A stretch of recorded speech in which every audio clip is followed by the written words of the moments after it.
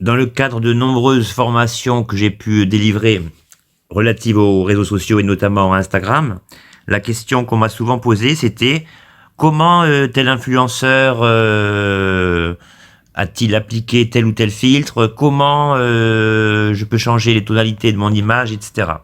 Alors, il existe de nombreux logiciels dédiés à l'application de filtres, mais en fait, si vous voulez par exemple appliquer l'un de ces filtres sur Instagram, eh bien sachez que la réponse se trouve devant vous. Alors, pour vous montrer comment ça fonctionne, nous allons effectuer une publication sur le fil d'actualité Instagram. Alors pour ce faire, on va choisir une photo en noir et blanc. Tiens, on va choisir notre ami Mathias qui se prêtera volontiers au jeu. Alors à partir de ce moment, bon, vous connaissez les filtres Clarendon, Ginga, Moon, etc. que je vous ai montré au début de cette vidéo. Donc ça, ce sont les filtres qu'utilisent traditionnellement les gens. Mais en fait, juste à côté de l'appellation filtre, vous avez un bouton modifier. Et bizarrement, peu de gens l'utilisent, alors qu'en fait, là, vous avez la solution à tous vos problèmes. Alors bon, évidemment, vous avez les éléments de luminosité, vous avez les éléments liés au contraste, vous avez les détails. Alors les détails, c'est important parce que si vous avez par exemple une photo un petit peu floue, eh bien le fait de ramener la petite languette à droite, ça va forcer le grain, rajouter du grain. Et à contrario, si votre photo est trop nette, ben, vous pouvez baisser le grain de votre photo. Alors au niveau de la chaleur, vous voyez, ça rajoute une teinte chaude qui tend vers l'orangé, alors que si je fais l'effet contraire, ça va tourner, virer vers le bleu. Bon, la saturation. Alors, les couleurs. Donc les couleurs, c'est là que ça devient intéressant. Vous avez des couleurs concernant les ombres. En fait, ça va accentuer, ça va s'appliquer sur les couleurs les plus foncées qui caractérisent certains éléments de l'image. Et les hautes lumières, ça va plutôt jouer sur les couleurs les plus claires. Alors, commençons par les ombres. Si je choisis une teinte rouge, vous voyez que le t-shirt de Mathias est devenu partiellement rosé.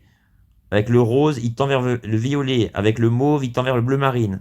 Donc, tout dépend en fait de la couleur initiale des tons les plus foncés qui caractérisent, comme je vous l'ai dit, certains éléments de votre image. Alors maintenant, là où ça devient intéressant, si je choisis haute lumière, eh bien là, vous voyez, votre photo devient bicolore, duotone. C'est-à-dire que là, voilà, ça vous donne déjà des idées de combinaison qui donnent un aspect filtré par des combinaisons naturelles. Alors, ici, vous pouvez estomper la photo. Alors, le fait d'estomper la photo, si vous remarquez bien, concentrez-vous sur le t-shirt au niveau du bras de Mathias. Si j'augmente, voilà, ça crée une sorte d'atmosphère un peu floutée, comme on peut la voir sur certaines photos artistiques. Ensuite, haute lumière, ben, ça revient un peu aux réglages liés à l'application des couleurs sur la photo, sauf qu'ici, ça concerne vraiment la lumière. Si vous voyez le stylo de Mathias, si j'accentue, ben, il se perd quasiment dans le fond, ce qui crée un effet un peu irréel, mais qui peut être pas mal pour le rendu de certaines photos. Et si je vais dans l'autre sens, ben, vous voyez que là, tout devient un peu plus net, mais la couleur du bras perd un peu de son éclat blanc. Ensuite, ben, vous avez le même principe pour les ombres, c'est-à-dire pour les couleurs les plus foncées qui composent votre image.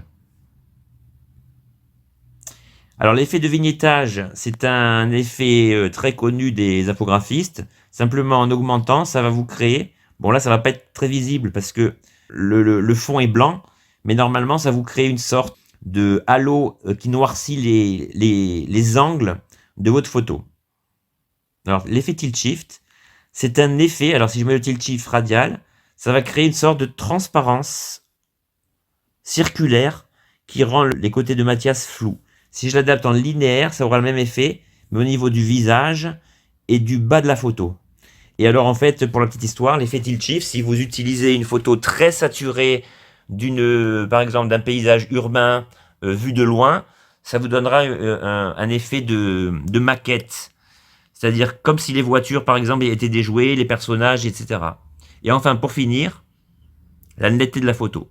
Mais ce qu'il faudra bien retenir, surtout, c'est cette combinaison d'options de couleurs appliquées à la fois sur les ombres et sur les hautes lumières, ce qui vous donnera des filtres réchauffants. Vous voyez, après, vous pouvez vraiment jouer dessus, vous pouvez vraiment agir, et vous aurez une fois que vous maîtriserez un peu ça, vous aurez vraiment un effet de filtre applicable à toutes vos photos, sans sortir d'Instagram, et sans vous casser la tête à rechercher des logiciels à droite et à gauche qui vous donneront au final le même aspect.